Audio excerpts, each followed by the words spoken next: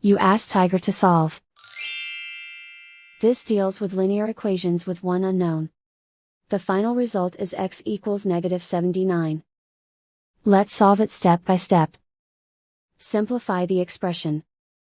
Group like terms. Simplify the arithmetic.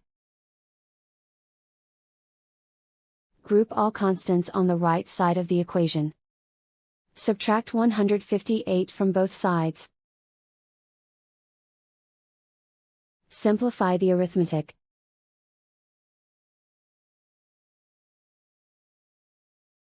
Isolate the x. Divide both sides by 2. Simplify the fraction.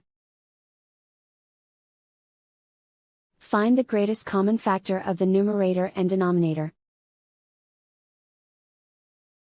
Factor out and cancel the greatest common factor. And so the final result is x equals -79.